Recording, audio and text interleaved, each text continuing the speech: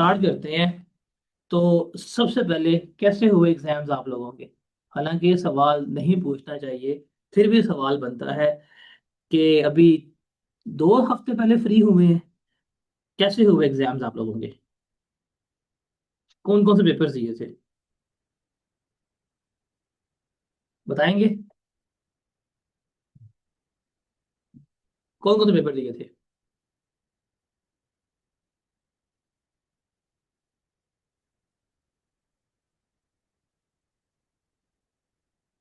FR, BR? तो तूने BR भी दिया था साथ? DSR, silo?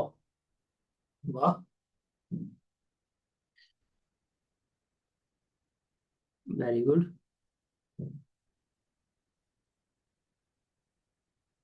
FR BLD tax, कैसे हुए FR का और BLD का? टैक्स का कैसा हुआ? DSR, सीलो एंड मैक। मैक इस दफा काफी सुने आसान आया था पास्ट पेपर के कंपैरिजन में। ऐसे ही था कि सिर्फ हवा में बातें थी?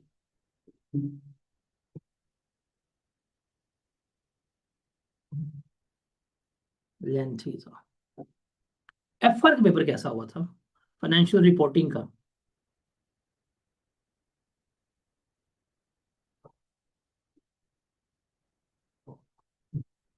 हम्म, वो वक्त याद करें ना जब आपने इंट्रोडक्शन टू अकाउंटिंग पढ़ी थी और एक छोटी सी क्यूट सी अकाउंटिंग पढ़ के MCQs वाली अकाउंटिंग आपने पास की थी, और आपको लगता था कि दुनिया जहान की अकाउंटिंग जो है अब आपने फतह कर ली है। और अब जो है, रिकॉर्डिंग ऑन है हमारी?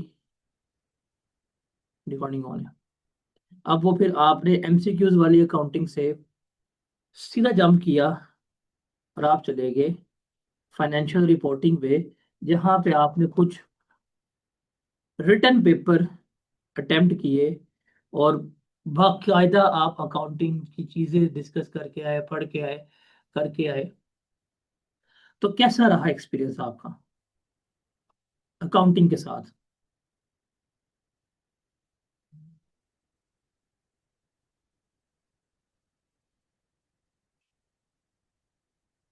आपके पास ऑप्शन है, you can open your mic. आप माइक ओपन करके ही बोल सकते हैं, आप टाइप करके ही बोल सकते हैं। क्या सीखा इस पेपर में आप लोगों ने? सीखने के एस्पेक्ट से पूछूं, पेपर के एस्पेक्ट से नहीं, अकाउंटिंग के बारे में क्या सीखा आप लोगों ने? कुछ नॉलेज वगैरह गेन की आप लोगों ने कि नहीं की?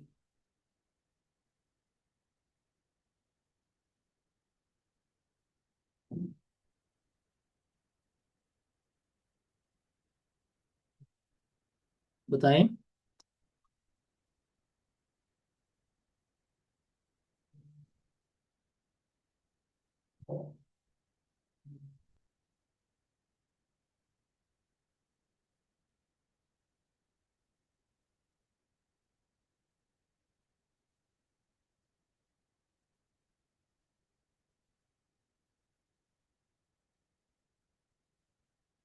नहीं, कुछ समझ आया।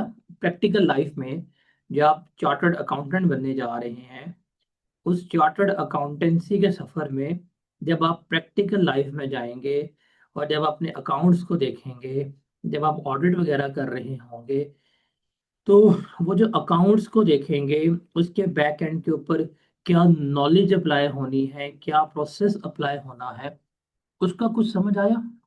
लाइक कि अगर एक बिजनेस है और एक बिजनेस में अगर कोई मशीन आई है, तो उस मशीन को कैसे आपने बिजनेस में कैरी करना है, इसके बारे में कुछ समझ आया आप लोगों को कि how to carry that machine is business? जाहिर सी बात है, आपने इस मशीन के ऊपर एक पूरा स्टैंडर्ड पढ़ा है, विच इज IAS 16, जिसको हम कहते हैं प्रॉपर्टी प्लांट एंड इक्विपमेंट। जहाँ पे आपने उसकी इनिशियल रिकग्निशन से लेके उसकी डेप्रिसिएशन, उसकी रीवैल्यूएशन, उसका डिस्पोजल, क्या ये सब आपने रीड किया? समझ लगी? आप अकाउंटिंग पढ़ के आए हैं, आप अकाउंटिंग में पढ़ के आए कि अगर एक बिजनेस ने एक लैंड ले लिया और उस लैंड को उन्होंने कहा कि हम 20 साल तक अपने पास रखेंगे, और उस 20 साल के बाद हम, आज ये लैंड जो है वो 1 करोड़ का ले रहे हैं, 20 साल के बाद माइट भी ये 200 करोड़ का हो। तो इस एस्पेक्ट के लिए आपने लैंड रह के रख लिया।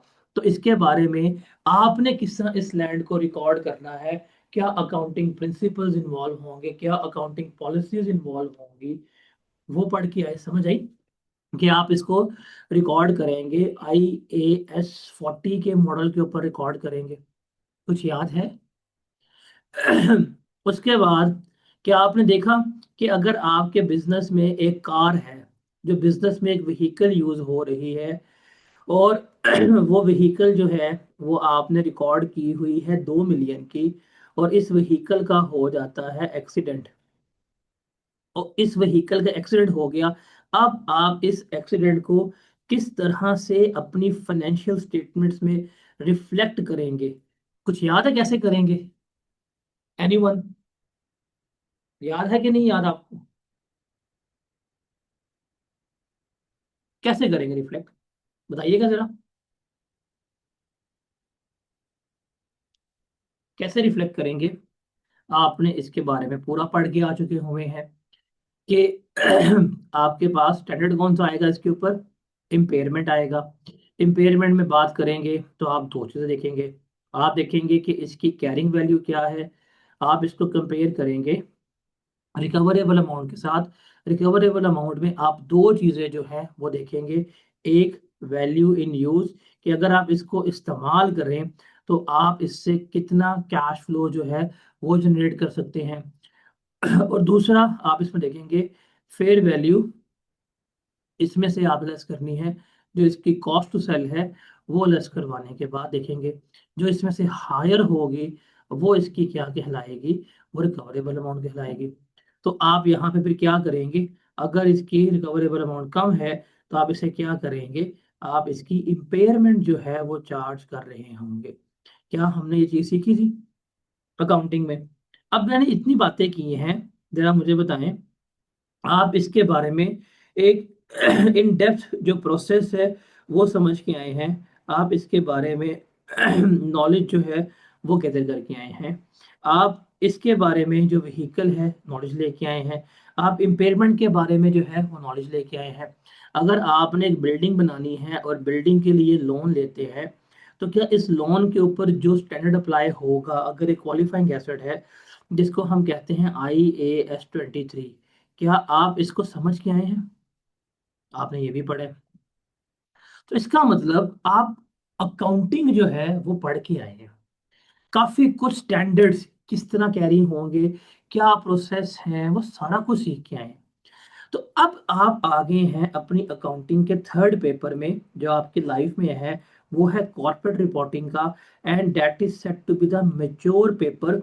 इसका नाम ही रिपोर्टिंग है। रिपोर्टिंग का मतलब क्या है कि अब आप यहाँ पे प्रॉपर डिस्क्लोजर्स, प्रॉपर प्रेजेंटेशंस जो है वो देखेंगे, लॉस को देखेंगे अप्लाई कैसे करना है, रेगुलेशंस क्या होंगी उनको देखेंगे, प्रिपरेशन ऑफ फाइनेंशियल स्टेटमेंट्स अब आपने जानी है उसको देखेंगे।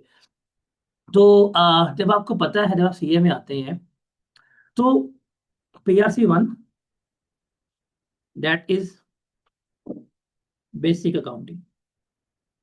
इसके बाद आए, आपने FR पढ़ी, जो इससे क्या थी, थोड़ी सी एडवांस थी, जहाँ पे आपने कुछ स्टैंडर्ड्स पढ़े, कुछ डिटेल्स में पढ़े, कुछ बेसिक नो हाउ में आपने डिस्कस किया।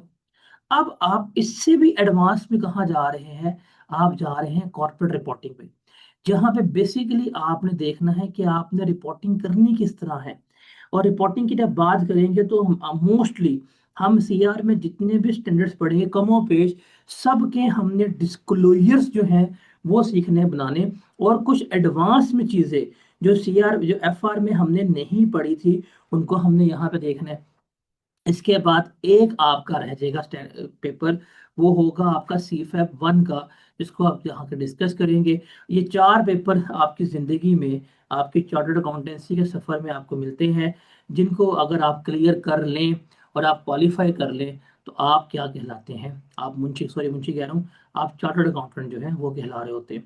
तो 2 पेपर आप लोगों के हो गए हैं, ये वाला पेपर आप कर रहे हैं, इंशाल्लाह वेरी सून आप इसमें भी होंगे, और ये वाला पेपर भी आप क्या कर रहे होंगे, बहुत जल्द कंप्लीट कर रहे होंगे, और ये वाला पेपर बहुत जल्द जो है वो आप क्या कर रहे होंगे, पास कर रहे होंगे। तो आप यहाँ पे छोटे बच्चे थे, यहाँ बड़े हुए, अब आप फुल जवान हो गए हैं, और यहाँ पे जब पहुंचेंगे तो फिर कौन से होंगे आप, बुजुर्ग जो हैं वो कहला रहे होंगे। तो अब चूंकि हम इस पेपर में आ रहे हैं, इस पेपर में हमारी अजम्पशन ये है कि हमारी जो ऑडियंस है, जो हमारी आवाम है, अब वो मेच्योर है।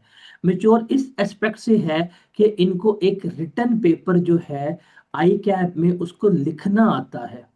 आप में से बच्चे यहाँ तो आफर का पेपर पढ़ के आए हैं, या बच्चे पेपर जो है पास करके आए हैं।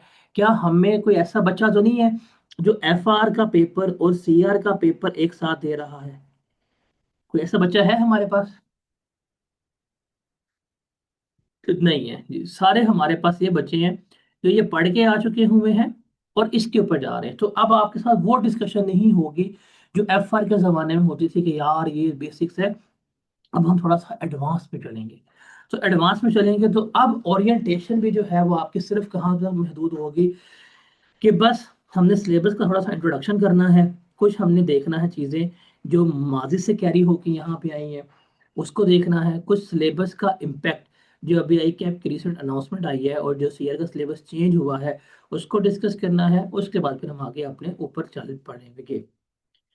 अच्छा जी, आप लोगों ने पेपर दिया एफआर का, मुझे एक बात बताएं, जब आपने पेपर दिया एफआर का, क्या आप लोगों ने एफआर की तैयारी के लिए आई कैप की किताब को कंसिडर किया था, देखी थी?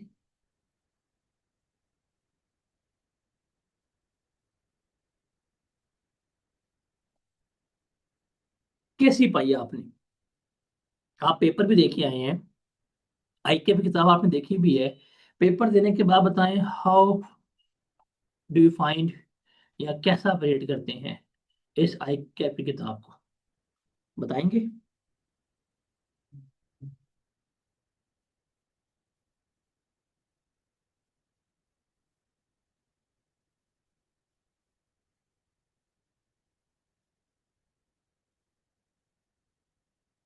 बताएं जरा, कैसा पाया आपने अकाउंटिंग की किताब को आई कैप की? क्या ये किताब जो है वो वेल अरेंज नहीं थी? हर एक टॉपिक को उसके सब टॉपिक में डिवाइड नहीं किया हुआ था, और हर सब टॉपिक की आपको मल्टीपल एग्जाम्पल्स नहीं मिल रही थी वहां पे। जब आपने देखा तो भाईजान सीआर में भी जो हमने किताब फॉलो करनी है वो आई कैप की, आई कैप की बुक प्लस नोट्स। नोट्स मैं प्रोवाइड करूंगा, ये नोट्स होंगे सिर्फ और सिर्फ लर्निंग पर्सपेक्टिव के लिए, सीखने के लिए, मेमोराइजेशन के लिए, प्रैक्टिस के लिए, चैप्टर पढ़ने के लिए, स्टैंडर्ड की अंडरस्टैंडिंग के लिए जो हमने इस्तेमाल करनी है, वो हमारी हमेशा जो हमारा स्टडी टेक्स्ट है हम वही लेके चलेंगे। किसमें चलेंगे? स्टडी टेक्स्ट को लेके चलेंगे। हम जरा आते हैं सिलेबस पे। अगर मैं आपको कहूँ कि जो सीएर का सिलेबस है कंपैरेटिवली ये एफआर के सिलेबस से शॉर्ट है, आप यकीन नहीं करेंगे, लेकिन रियलिस्टिकली आप एफआर पढ़ के आए हैं, उसके मुकाबले में इसको मैनेज करना जो है वो काफ़ी आसान है। वहाँ जो कि आप फर्स्ट टाइम अकाउंटिंग पढ़ रहे होते हैं, यहाँ पे अब आप दूसरा बड़ा पेपर पढ़ रहे हैं, तो अब आपको यहाँ पे मैनेजमेंट के इश्यूज जो हैं वो नहीं मिलेंगे। इसलिए सीआर का आप हिस्टोरिकली रिजल्ट देखेंगे तो ये 40% से अबव है। ये 40% से अबव जो है वो क्या मिलेगा आपको, सीआर का हमेशा रिजल्ट मिल रहा होगा। तो ये बहुत अच्छा रिजल्ट है। ग्रुप बी में एक बड़े पे अकाउंटिंग का पेपर जिसको बच्चों ने इतना मुश्किल समझा होता है, 40% प्लस रिजल्ट इसका आ रहा है। आप इसके कंपैरिजन में अगर आप एफआर में जाएंगे, वहां पे मर के 28% बढ़ाता है। तो कहाँ बच्चा, जो 28% बच्चा एफआर में पास हो रहा है, वही बच्चा जब सीआर में आता है उसकी पासिंग रेशो ऑलमोस्ट जो है वो डबल के करीब खड़ी होती है।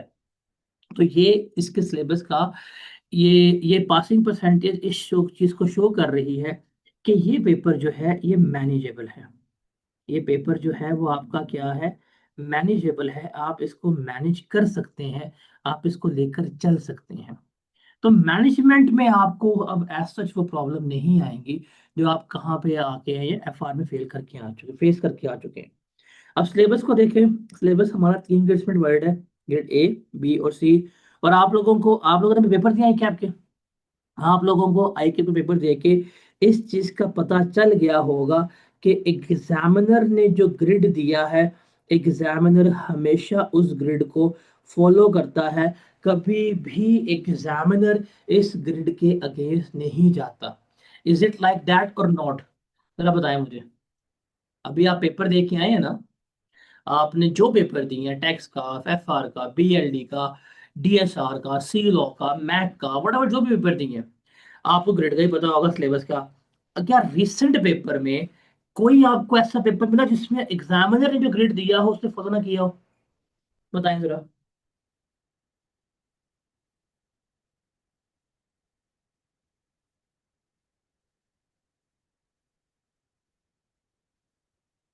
तो भाई, आई कैप अपने ग्रेड को हमेशा फॉलो करता है और रिलीजियसली फॉलो करता है।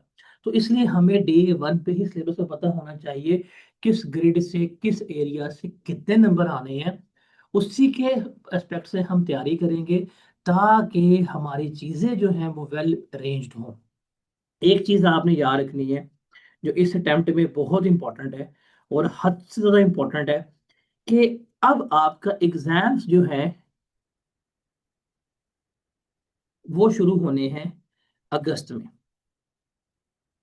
और मेरे ख्याल से, if I am not wrong, 17 अगस्त को आपका एग्जाम है। आपके पास टाइम कितना है? आपके पास टाइम है अप्रैल, मई, जून, जुलाई और अगस्त। अगस्त को आप कंसीडर ना ही करें। इसमें से आपको अभी ईद भी मिलनी है, आपको फिर अशूरा हॉलीडेज जो है वो भी मिलनी है, और उसके सामने इनके अलावा आपके पास जो आपके इर्द गिर्द के हालात हैं, खासतौर पर ये वॉर सिचुएशन की वजह से दुनिया इस वक्त इफेक्टेड है, वो भी हैं। तो ये वाली अटेम्प्ट में आपकी ज़रा अनसर्टेनिटीज जो है ना, उनका लेवल थोड़ा ज़्यादा है। तो टेक्निकली अभी अगर आप पढ़ने बैठें और आपके पेपर 17 अगस्त को हैं, तो टेक्निकली 17 जुलाई को आपका सिलेबस जो है वो 100% क्या होना चाहिए, कंप्लीट होना चाहिए। तो भाईजान, अभी अगर आपने तैयारी शुरू नहीं की, आप सोच रहे हैं रिजल्ट के बाद शुरू करेंगे, तो रिजल्ट के बाद सिर्फ होगा मई, जून और जुलाई। You will have 3 months. तो भाई, इस दफा टाइम शॉर्ट है आपका। क्योंकि आप लोगों का टाइम शॉर्ट है, इसलिए तैयारी अभी से शुरू कर दो। जो भी सब्जेक्ट है, टाइम आपने वेस्ट नहीं करना। आप इस वक्त प्री बैच में जो है वो 3 से 3.5 महीने ही पढ़ पाओगे। कीप दैट इन माइंड के जो आखिरी महीना है वो आपका रिवीजन के लिए है।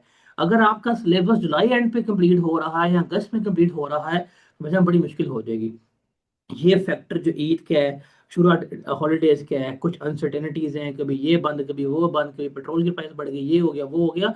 तो इन सब में इस दफा आप काफी क्रूशियल टाइम में अपनी इस अटेम्प्ट को दे रहे हैं। तो आपके लिए एक एक दिन बड़ा इंपॉर्टेंट है, इसको बड़ा आपने देखभाल के चलना है, देखभाल के आपने इसको मैनेज करना है, आपने डेज अपने वेस्ट नहीं करने। और ये आपका आज से ही फैसला होना चाहिए। Don't wait for the result, के रिजल्ट कब आएगा, क्या होगा, कुछ नहीं होगा। Start studying from now. अब यहाँ पे आते हैं, हमारे पास पहला ग्रेड है कि financial statement and the analysis, इसकी वेटेज जो है 20 से 30 नंबर की है। फिर सेकंड जो ग्रेड है, that is accounting for essential financial transaction, ethics and sustainability, इसकी वेटेज जो है 35 से 45 नंबर की है। उसके बाद है अदर एरियाज ऑफ आईएफआरएस, इसकी वेटेज जो है वो 30 से 40 नंबर की है। आपको एक एडवांटेज मिला है। आपको एडवांटेज ये मिला है कि आप एफएआर में एक टॉपिक पढ़ के आए थे जिसका नाम था IAS 38, याद है? इंटेंजिबल्स पढ़ के आए, इंटेंजिबल सीख के आए। अभी अगर आपने पेपर दिया भी एफआर का, तो उस एफएआर में आपने लॉन्ग क्वेश्चन भी इसका देखा होगा। अब ये टॉपिक एफआर से रिमूव होके कहाँ पे आ गया है? सीआर में आ गया है, चूंकि अब आप टॉपिक पढ़ के आए हैं तो आपको ये टॉपिक अब थोड़ा सा इजी लगेगा प्रिपरेशन के एस्पेक्ट से, जो सीआर में है। फिर सीआर में एक टॉपिक होता था जिसको हम कहते थे इंटरप्रिटेशन रेशो एनालिसिस, वो यहाँ से निकाल दिया गया, वो वापस कहाँ भेज दिया उन्होंने, उन्होंने वापस एफएआर में भेज दिया। तो एक टॉपिक निकल गया, और जो टॉपिक सीआर में ऐड किया है ये वो टॉपिक है जिससे आप लोग यहाँ हैं ऑलरेडी फेमिलियर हैं, ऑलरेडी आप करके आ चुके हुए हैं। तो थोड़ा सा आपको एक एडवांटेज होगा, बड़ा मन्यूट है, बड़ी एडवांटेज है। क्यों? बिकॉज टॉपिक जो है वो लॉन्ग क्वेश्चन के लिए है, और जहाँ पे लॉन्ग क्वेश्चन है वहां पेपर पे एग्जामिनर ने पूछना ही पूछना है। अब देखते हैं कि यार ये ग्रिड है 20 से 30 नंबर का, 30 से 45 और 30 से 40 नंबर का। सबसे बड़ा और सबसे इंपॉर्टेंट ग्रिड जो है वो ये है जिसको हम यहाँ पे देख रहे होंगे। अब पहले ग्रिड में आए तो पहले ग्रिड में आपका जो है 20 से 30 नंबर का जिसकी वेटेज है, इसमें टॉपिक्स आएंगे। एक ये टॉपिक लॉन्ग क्वेश्चन के लिए है, एक ये टॉपिक जो है वो लॉन्ग क्वेश्चन के लिए आ रहा है। ये लॉन्ग क्वेश्चन जो है बेसिकली ये आएगा कंसोलिडेशन का। ये किसका आएगा? कंसोलिडेशन का। कंसोलिडेशन आप कह सकते हैं कि पास्ट पेपर में जितने भी सवाल उठाएंगे 95% क्वेश्चन, 95 भी कम है, आप कह सकते हैं सिर्फ एक आधी अटेम्प्ट में उसने लॉन्ग में नहीं पूछी, वरना 98% लॉन्ग क्वेश्चन जो है वो कंफर्म किसके बारे में आता है? कंसोलिडेशन के बारे में आता ही है। आप लोग एफआर में आए हैं, आप लोगों ने फाइनल अकाउंट बनाया था, आपको याद है?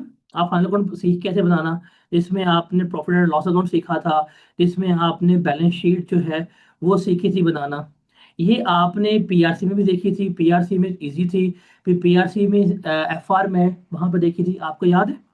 कि भूल गए हुए फाइनल अकाउंट? आपको फाइनेंशियल स्टेटमेंट्स भी याद होंगी। अगर आप बात करें फाइनेंशियल स्टेटमेंट्स की, तो एक होती थी आपके पास स्टेटमेंट ऑफ कॉम्प्रिहेंसिव इनकम, दूसरी है स्टेटमेंट ऑफ फाइनेंशियल पोजीशन, तीसरी है स्टेटमेंट ऑफ कैश फ्लो, चौथी है statement of changes in equity, पांचवी है आपके पास जिसको हम क्या कहते हैं, notes to the financial statement कह रहे होते हैं। आप लोगों को ये याद होगी, ये आप एफएआर में भी करके आए हैं, आप लोगों को ये भी याद होगी, ये भी एफएआर में आप करके आए हैं। इवन एफएआर में आप कुछ नोट्स भी बना के आए हैं।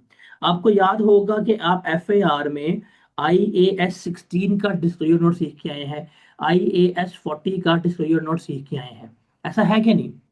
आपने जब वहां पे देखा था, बेसिकली अगर हम यहाँ पे आते हैं सीआर में, तो जो आप इंडिपेंडेंट इंडिविजुअल कंपनीज की फाइनेंशियल स्टेटमेंट बनाना सीख के आए थे, अब हम क्या करने लगे हैं? अब हम देखने लगे कि एक कंपनी ए है, इस कंपनी ए ने कंपनी बी जो है उसको एक्वायर कर लिया, खरीद लिया, अब ये बन गया ए बी ग्रुप। अब क्या बन गया? A B group.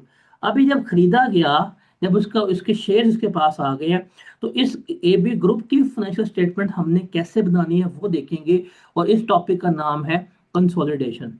ये आपका, मैं कहता हूँ, किताब का सबसे बड़ा चैप्टर है, और ये यकीन माने ये आपका मार्क्स सिक्योर करने के लिए है।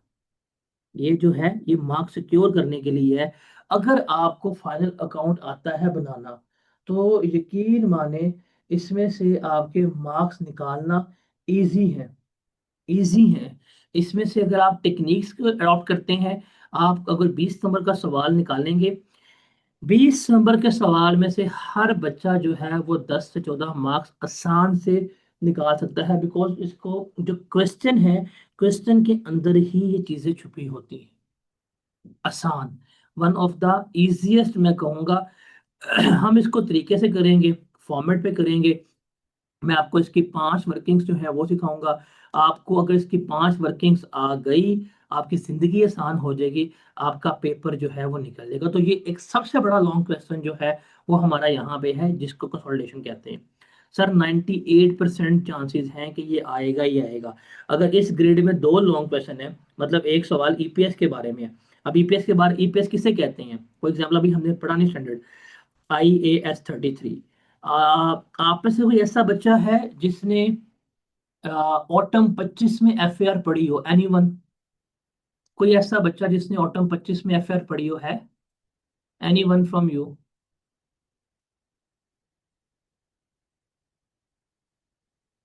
जिसने इस पिछली अटेम्प्ट से पहले भी एफएआर पढ़ी हो, है बच्चा कोई?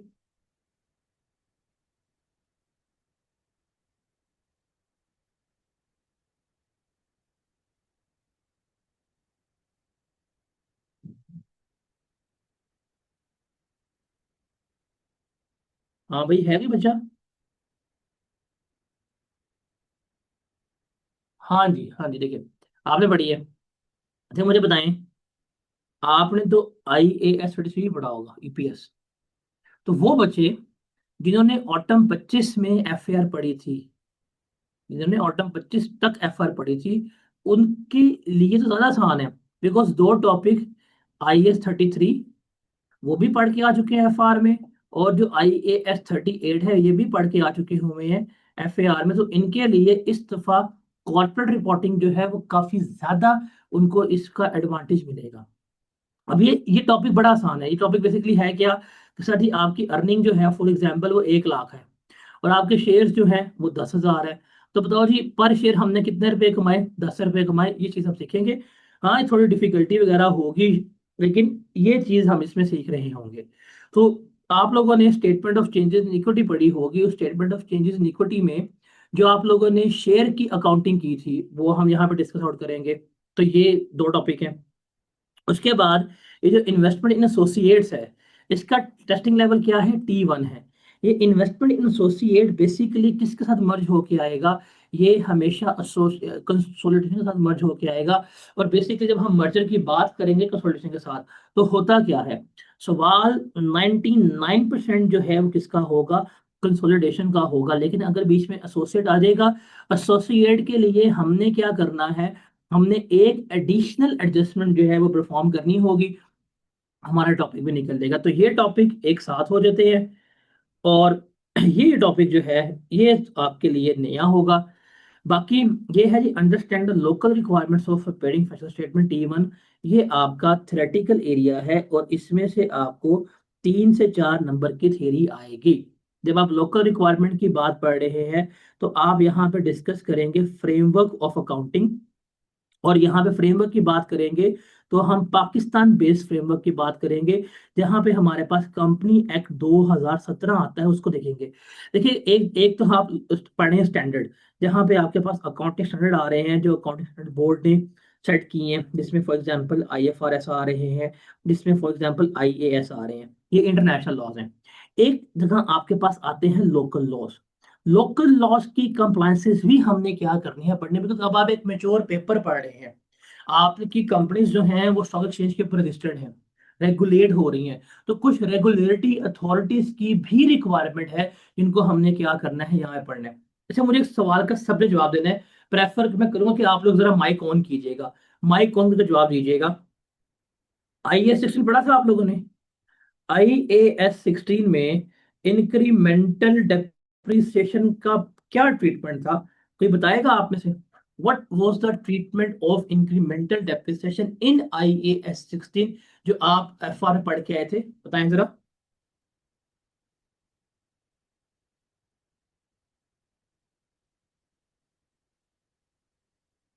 एनीवन?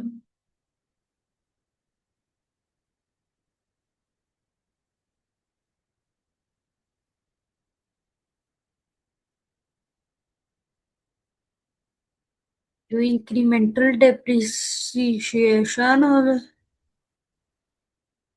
डिप्रिसिएशन होती है वो सरप्लस की वजह से आ रही होती है ना, तो उसे हम विद टाइम आहिस्ता आहिस्ता उसमें कन्वर्ट करते जाते हैं। रिटेन्ड अर्निंग में सरप्लस ट्रांसफर होती जाती है जैसे जैसे डिप्रिसिएशन चार्ज करते हैं उसके साथ साथ। Very good. अच्छा, ये जो हम पढ़ के आए थे कि हम इंक्रीमेंटल डेप्रिसिएशन को मूव कर सकते हैं, आपने एक चीज पढ़ी होगी कि IAS 16 ने ये अलाउ किया है, आप कर सकते हैं। क्या बाउंड किए? क्यों भाई? क्या उसने बाउंड किए? उसने तो अलाउ किया ना। अगर आप ये ना भी मूव करें हर साल, कोई मसला होगा? नहीं होगा। आपने कुछ पास पेपर का सवाल भी किए होंगे FR में, जिसमें इंक्रीमेंटल डेप्रिसिएशन को मूव नहीं करता। ऐसा है कि नहीं? अब IAS 16 ने दोनों ऑप्शन दिए हैं कि भाई इंक्रीमेंटल डेफिनेशन को मूव कर लो, उसने कहा है कि ना मूव करो। उसने दोनों ऑप्शन दिए हैं, आप कर लो ना करो, आपके ऊपर है। ये आपकी पॉलिसी है। लेकिन जब आप यहाँ पे आएंगे, आप कंपनीज एक्ट में आएंगे, कंपनी की भाई करो।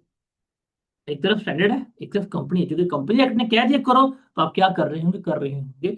तो ऐसे ही हम देखेंगे कुछ लोकल लॉज हैं जो हमें बताए हुए हैं। हमारे पास कुछ स्केड्यूल्स में कंपनी एक्ट के, फोर्थ स्केड्यूल हो गया, फिफ्थ स्केड्यूल हो गया, सिक्स स्केड्यूल हो गया।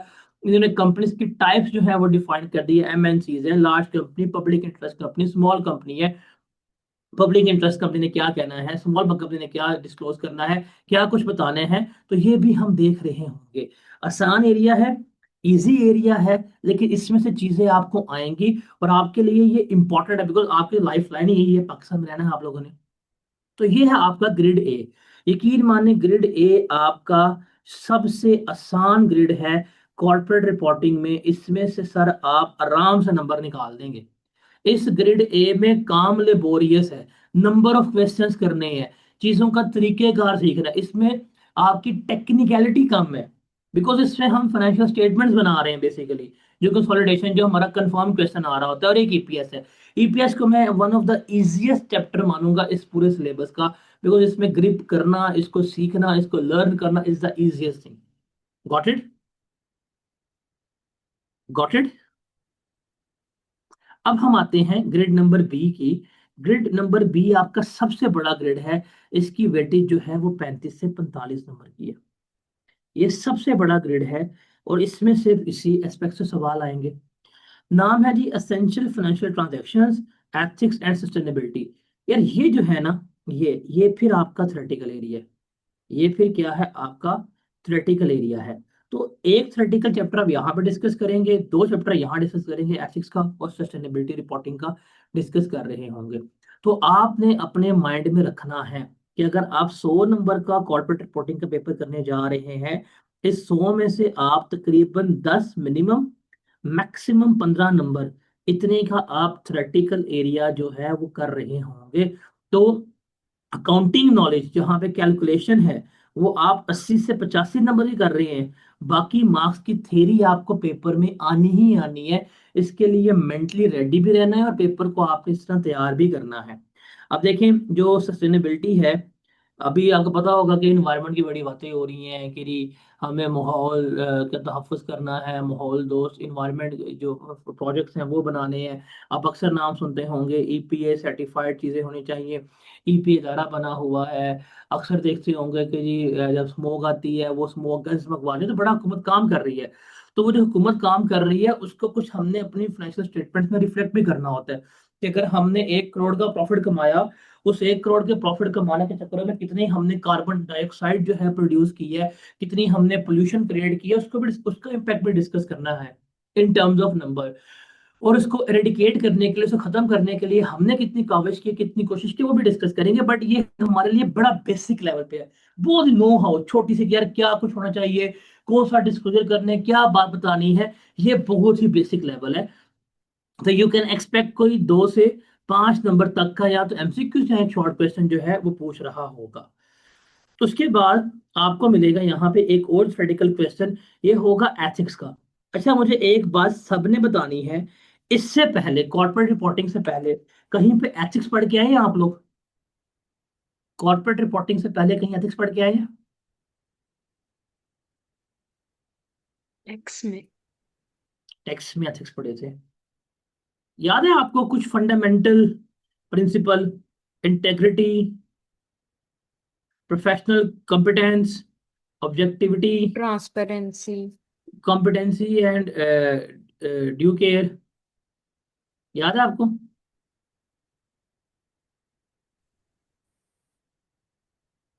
याद है? सर अब हम वापस आएंगे, अब हम वापस आएंगे, हम इन्हीं एथिक्स के जो फंडामेंटल प्रिंसिपल्स हैं उनको डिस्कस करेंगे। वो जो आपको चैप्टर याद होगा टेक्स्ट में, वो बड़ा चैप्टर था आपका टेक्स्ट में एथिक्स वाला। उस चैप्टर में एथिक्स वाले के एंड पे जाके एक सेक्शन आता है, वो है कोड ऑफ एथिक्स का। कोड ऑफ एथिक्स में हमने देखा था कि हमारे जो 5 फंडामेंटल प्रिंसिपल हैं, integrity, professional behaviour, professional competition, due care, confidentiality, objectivity, इनको देखा था। हम देखेंगे कि इन, जब आप अकाउंटेंट हैं और जब आप मुख्तलिफ अकाउंटेंसी के काम कर रहे हैं, तो आपको इन कोड ऑफ एथिक्स में क्या थ्रेट्स जो है वो फेस करने पड़ सकते हैं। अब थ्रेट्स की बात करें तो आपने वहां ही पढ़ा था, एक होता है आपके पास सेल्फ रिव्यू थ्रेट, होता है कि अपना काम खुद ही चेक कर लेना। उसके बाद आपके पास इंटिमिडेशन थ्रेट होता है। उसके अलावा आपके पास एडवोकेसी थ्रेट होता है, फेमिलियरिटी थ्रेट होता है। ये थ्रेट्स हम डिस्कस करेंगे। और इन थ्रेट्स के हमने सेफ गार्ड्स जो हैं वो कैसे ऑप्ट करने हैं, मतलब ये कोड ऑफ एथिक्स है, इसके बदले में हमें कौन कौन से मसले मसाइल फेस करने पड़ेंगे और इन मसले मसाइल का हल कैसे होगा, वो हमने देखना है। तो ये 8 नंबर तक का सवाल आएगा। इजी टू राइट है, one of the easy to write जो है वो एरिया जो है वो हम क्या करेंगे यहाँ पे डिस्कस आउट कर रहे होंगे। तो ये आपका आता है कोड ऑफ एथिक्स का। तो यार ये दो चैप्टर्स जो हैं, ये वाला चैप्टर और ये चैप्टर, ये आपका आएगा। तो जो आपको सीआर के पेपर में 10 से 15 मार्क्स की थ्योरी मिलनी है, sir this theory is easy, sir this theory is easy and आसान एंड डूएबल एंड एवरीथिंग जो आप इसे कह सकते हैं, हम करते नहीं है, हम इसको एंड पे छोड़ते हैं, इसलिए हम स्ट्रगल करते हैं। लेकिन अगर आप इस 10 से 15 मार्क्स की थ्योरी को कर जाओगे पेपर आपका बड़ा आराम से जो है वो निकल जाएगा। अब देखें इस पूरे ग्रिड में ना, हाँ जी, इसमें एमसीक्यूज भी आते हैं, जो सेम लाइक एफएआर। इस पूरे ग्रिड में जो हम डिस्कस आउट कर रहे हैं, सिर्फ ये दो टॉपिक ही हैं शॉर्ट क्वेश्चन के लिए। अब जो 3 टॉपिक्स हैं इसमें से लॉन्ग क्वेश्चन आएगा एक आधा, ये चीज आपने याद रखनी है। एक है आपके पास जिसमें हम टैक्सेस को डिस्कस करेंगे, IAS 12। आपको मजा आएगा, आपको बहुत मजा आएगा, क्योंकि आप लोगों ने टैक्स कैफ 2 का मुझसे पढ़ा है। तो आपको काफी चीजें, अब वो इनकम फ्रॉम बिजनेस की जो याद बताई थी आपको कि ये चीज ऐड बैक करनी है, ये चीज को लेस करवाना है, याद है कि भूल गए हुए हो? अभी तो पेपर का रिजल्ट भी नहीं आया, भूल भी गए हो गए हो?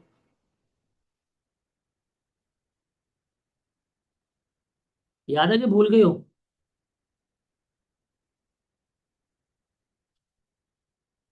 वो इनकम फ्रॉम बिजनेस के inadmissible expenses, admissible expenses, sir वही चीज शुरू करेंगे, कुछ वो बातें करेंगे, कुछ बातें हम करेंगे डेफर टैक्सेस की, तो वो हम यहाँ पे डिस्कस आउट कर रहे होंगे। तो ये आपके लिए एक बिल्कुल न्यू टॉपिक होगा, लेकिन इसकी कुछ बेसिक्स जो है वो हमने वहां पे डिस्कस की हुई है टैक्स के पेपर में, जहां पे आपको पता होता है कि भाई टैक्स में आपको अगर इनकम फ्रॉम बिजनेस याद हो, किस किस को इनकम फ्रॉम बिजनेस याद है कि एक जो प्रॉफिट है इनकम फ्रॉम बिजनेस में, वो प्रॉफिट लॉस अकाउंट बनता है as per accounting rules. Tax वाले इस अकाउंटिंग रूल्स को नहीं मानते, तो फिर हम इस अकाउंटिंग रूल्स के मुताबिक जो प्रॉफिट लॉस अकाउंट बनता है, इसमें हम क्या करते हैं, एडजस्टमेंट्स करते हैं। और एडजस्टमेंट करके हम क्या निकालते हैं, टैक्स प्रॉफिट निकालते हैं, वो पे कर रहे होते हैं। तो कुछ हम यहाँ पे चीज सीखेंगे जिसमें हम करंट टैक्स की कैलकुलेशन और उसके एडजस्टमेंट सीखेंगे। और उसके बाद फिर हम इसके अलावा क्या सीखेंगे, जो हमारे पास डेफर्ड टैक्स होगा हम उसको लेकर चल रहे होंगे। तो ये आपको कुछ इसकी चीजें फेमिलियर होंगी। डेफर्ड टैक्स वाला एरिया आपके लिए नया होगा, जहां पे आप थोड़ा सा देख रहे होंगे। उसके बाद है रेवेन्यू की रिकग्निशन, IFRS 15। अच्छा, ये जो स्टैंडर्ड है ना IFRS 15, ये मोस्टली जो है ये एप्लीकेशन बेस्ड है। इसमें से आपको जर्नल एंट्रीज भी मिल रही होती हैं, इसमें से आपको थ्योरेटिकल क्वेश्चन भी मिल रहे होंगे। इसमें हम देखेंगे बेसिकली 5 स्टेप मॉडल, कि हमने जब सेल्स वगैरह करनी है या जब रेवेन्यू रिकॉर्ड करना है, तो डायरेक्ट सेल्स रिकॉर्ड नहीं होती, उस सेल्स को जो डायरेक्ट जो हम एंट्री पास करते हैं कि जी डेटर अकाउंट, डेबिट और रेवेन्यू अकाउंट जो क्रेडिट कर रहे होते हैं, वो रेवेन्यू अकाउंट को या सेल्स को क्रेडिट करने तक 5 स्टेप्स हैं, उन 5 स्टेप्स को हमने फॉलो करना है। उसको फॉलो जब करके फिर हमने जाकर रिकॉर्ड करना है, तो वो हम देखेंगे, इंपॉर्टेंट चैप्टर है। उसके बाद है इंटैंजिबल्स, IAS 38। सर ये आप पढ़ के आए हुए हैं, सर ये चैप्टर जो है वो क्या करके आए हुए हैं, आप पढ़ के आए हुए हैं। तो जो आपने जो कि एफआर में पढ़ा है, आपको इसका एडवांटेज जो है वो यहाँ पे होगा। ये जो कि आपने एफआर में पढ़ा है, इसका एडवांटेज, इसका फायदा जो है वो क्या होगा, आपको यहाँ पे हासिल होगा कि इंटैंजिबल एसेट्स क्या होते हैं, कैसे हमने इनको रिकॉर्ड करना है, इंटैंजिबल एसेट की टाइप क्या होती है, और वो हम देखेंगे। देखिए हमें assumption ये थोड़ी होगी कि आपने पढ़ा होगा, माइट भी कैसे बच्चे हों जिन्होंने एफआर काफी पहले पास की हो, सीआर में हो, तो वो प्रॉब्लम तो होगी। ठीक है नहीं, तो ये हम इसको लेकर चलेंगे। तो ये अब आप कहें, मेरे से पूछें, तो सबसे टेक्निकल एरिया, सबसे बड़ा एरिया जो है वो हमारा यही है जिसको हम लेके चलेंगे। उसके बाद है अदर एरियाज ऑफ IFRS, जिसका वेटेज जो है वो 30 से 40 नंबर की है। जिसकी वेटेज जो है वो 30 से 40 नंबर की है। इसमें से एक आधा लॉन्ग है, बाकी इसमें शॉर्ट क्वेश्चन दिया रहे हैं वो देखेंगे। पहला है जी हमारे पास ऑपरेटिंग सेगमेंट्स, टेस्टिंग लेवल 1 है, इजी है। What is the meaning of operating segments? For example, एक कंपनी है और एक कंपनी के डिफरेंट डिपार्टमेंट्स हैं। डिपार्टमेंट ए है, डिपार्टमेंट बी है, डिपार्टमेंट सी है। तो हर डिपार्टमेंट वाइज रिपोर्ट करना, या डिपार्टमेंट वाइज रिपोर्ट करना, या प्रोडक्ट वाइज रिपोर्ट करना, इसको ऑपरेटिंग सेगमेंट्स कहते हैं। फॉर एग्जांपल, एक पेल फैक्ट्री है, या पेल जो है वो फॉर एग्जांपल एसी भी बना रही है, पेल जो है वो फ्रिज भी बना रही है, पेल जो है वॉशिंग मशीन भी बना रही है, पेल जो है वो ट्रांसफॉर्मर्स भी बना रही है, पेल जो है मीटर भी बना रही है। अब पेल कहती है जी मेरा प्रॉफिट जो है वो 100 मिलियन का आया है, लेकिन इस 100 मिलियन से एसी ने कितना कमा कर दिया, फ्रिज ने कितना कमा कर दिया, ट्रांसफार्मर ने, मीटर ने, वॉशिंग मशीन ने। तो ये सेगमेंट्स हैं। ये जो सेगमेंट्स वाइज रिपोर्टिंग होगी उसको हम यहाँ पे डिस्कस कर रहे होंगे। इजी है, यकीन माने बहुत ही आसान है, बहुत ही ईजी है। उसके बाद लीज, लीज इंपॉर्टेंट है, लीज के बगैर पेपर नहीं कंप्लीट होता। लीज बहुत इंपॉर्टेंट है। कुछ टॉपिक ऐसे हैं जिनके बगैर पेपर कभी भी कंप्लीट नहीं होता। तो कौन कौन से हैं? एक है आपके पास कंसोलिडेशन, ये लिख लीजिएगा, इनके बगैर पेपर कंप्लीट नहीं होता। कंसोलिडेशन। नंबर 2 है आपके पास लीज। नंबर 3 है आपके पास टैक्स। नंबर 4 है आपके पास रेवेन्यू। नंबर 5 है आपके पास ये जो प्रोविजन एंड कंटिजेंसीज हैं, आप कह सकते हैं IAS 10 और 37। ये 5 टॉपिक बेसिकली, ये 5 टॉपिक हैं जो मेजर रोल प्ले करेंगे। आपका 60 से 70% पेपर बनता ही इनमें से है। आपका पेपर का पास होना, आपका पेपर का फेल होना इन 5 चैप्टर्स के ऊपर बेस करेगा। ये जिसको जितना अच्छे आगे, जिसका जिस बच्चे का इनके ऊपर जितनी अच्छी ग्रिप हो गई, उसका पेपर जो है वो निकल जाएगा। तो लीज आपका एक है, इसको हम डिस्कस करेंगे, डिस्काउंटिंग का देखेंगे। उसके बाद आपके पास आएंगे फाइनेंशियल इंस्ट्रूमेंट्स आएंगे। इसका टेस्टिंग लेवल 1 है, इजी है, बहुत इजी है। इसमें से जो इम्पेयरमेंट ऑफ फाइनेंशियल इंस्ट्रूमेंट है ना, क्या जी, इम्पेयरमेंट ऑफ फाइनेंशियल इंस्ट्रूमेंट्स, ये आपके लिए बड़ा इंपॉर्टेंट होगा। एक टॉपिक का सब टॉपिक है वो इंपॉर्टेंट होगा। उसके बाद ये IAS 37 है आपके पास, जिसमें हम देखेंगे provision and contingencies. Section level 2 है, इसमें से लॉन्ग क्वेश्चन आता होता है। IAS 10 T1, इसको देखेंगे adjusting for reporting period, adjusting and non adjusting events. इसका मतलब क्या है? फॉर एग्जाम्पल, आपको पता है आपका फाइनेंशियल ईयर शुरू हुआ 1 जनवरी को, खत्म हुआ 31 दिसंबर को। ठीक है, 31 दिसंबर 2026 को आपका फाइनेंशियल ईयर जो है वो खत्म हो गया। और एक बंदा है, आपका डेटर है, वो बैंकरप्ट हो गया 31 जनवरी 2027 को। और आपने अपनी जो फाइनेंशियल स्टेटमेंट्स हैं वो पब्लिश की हैं 31 मार्च 2027 को। ईयर एंड ये हुआ, फाइनेंशियल स्टेटमेंट आप जब बना रहे हैं इसके दौरान इस डेट पे आपका एक डेटर जो है वो बैंकरप्ट हो गया, इवेंट तो हुआ है। अब ये इवेंट रिपोर्टिंग डेट के बाद हुआ है, लेकिन फाइनेंशियल स्टेटमेंट की पब्लिशिंग डेट से पहले हुआ है। तो क्या इसको रिपोर्ट करना है, लिखना है, नहीं लिखना, इसके बारे में है। दैट इज IAS 10, जिसको हम कहते हैं कि जो आपके एडजस्टिंग एंड नॉन एडजस्टिंग, इसको देख रहे होंगे। और एक निक्का टॉपिक है, that is foreign currency, foreign exchange, इसको हम देख रहे होंगे कि आपने अगर फॉरेन करेंसी पेमेंट करनी डायरेक्ट क्रेडिटर, या उसका जो भी इम्पैक्ट आएगा फॉरेन एक्सचेंज का, उसको हम यहाँ पे डिस्कस कर रहे होंगे। तो ये आपका जो है वो सिलेबस है जिसको हमने क्या करना है, कैरी करना है। अब देखें जो हम यहाँ पर स्टैंडर्ड देख रहे हैं ना, IAS 1 हम देखेंगे। अब IAS 1 है बेसिकली फाइनेंशियल स्टेटमेंट्स के लिए। आपका IAS 1 है फाइनेंशियल स्टेटमेंट्स की प्रेजेंटेशन।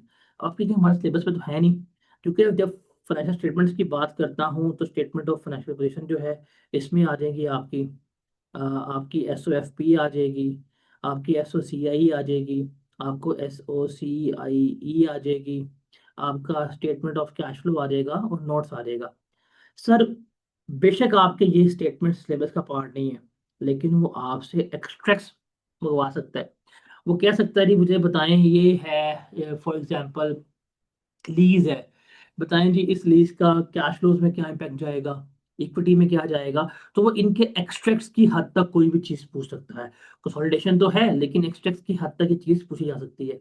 IAS 10 है, IAS 12 है, IAS 21 है, IAS 28 है, 33 है, 37, 38, business combination that is from the consolidation, financial instrument है, कंसोलिडेशन, रेवेन्यू, लीजेस है, फिर सस्टेनेबिलिटी को स्टैंडर्ड आ जाएंगे, कोड ऑफ एथिक्स है और कंपनी एक्ट आ रहा होगा। ऑलमोस्ट ऑलमोस्ट क्या रखिएगा, हमारे यहाँ पे जितने भी अकाउंटिंग स्टैंडर्ड हैं ऑलमोस्ट हमने सबके डिस्क्लोजर्स जो हैं वो करने हैं। हमने सबके डिस्क्लोजर्स जो है वो कर रहे होंगे। और प्रोबेबली याद रखेगा वो तमाम चैप्टर्स अदर देन कंसोलिडेशन, इनका टेस्टिंग लेवल T2 है, इनके डिस्क्लोजर्स हमारे सिलेबस का पार्ट है और पेपर में हमारे डिस्क्लोजर्स ही आ रहे होते हैं। तो हमने इनको बड़ी तफसील में करना है, हमने इनको बड़ी तफसील में सीखना है, ये चीज़ आपने याद रखनी है। Got it. तो ये कुछ हमारा सिलेबस है, ये सिलेबस की डिवीजन है जिसको हमने क्या किया अपने फर्स्ट लेक्चर में डिस्कस किया। अब नेक्स्ट लेक्चर में फिर हम अपना फर्स्ट टॉपिक जो है वो स्टार्ट करेंगे और हम उसको फिर लेकर चल रहे होंगे। अब आपने करना क्या है, आपको मैंने पहले ही बता दिया है। अब एक चीज आप लोगों ने याद रखनी है, आप लोगों की जो अटेम्प्ट है ना ऑटम की, ऑटम 2026 की अटेम्प्ट है, इसका जो एग्जाम वीक है वो अगस्त है और प्रोबेबली 17 अगस्त है। आपको अब ये साथ साथ ही पढ़ना पड़ेगा। You can't wait for the result, you can't decide कि रिजल्ट के बाद करूंगा, ये नहीं आप कर सकते। क्योंकि ये सेशन में अब आपके मंथ्स हैं जी अप्रैल, मई, जून, जुलाई और अगस्त। सर अगस्त जो है ये आपका एग्जाम वाला मंथ है, इसमें कुछ तैयारी नहीं होती। आपका सिलेबस हद हद जो नालायक तरीन सिलेबस की कवरेज है ना वो कब तक होनी चाहिए, वो 31 जुलाई तक होनी चाहिए। अब 31 जुलाई को सिलेबस खत्म करेंगे तो आपके पास कितना टाइम रह जाएगा, 17 डेज, ये ज्यादती होगी।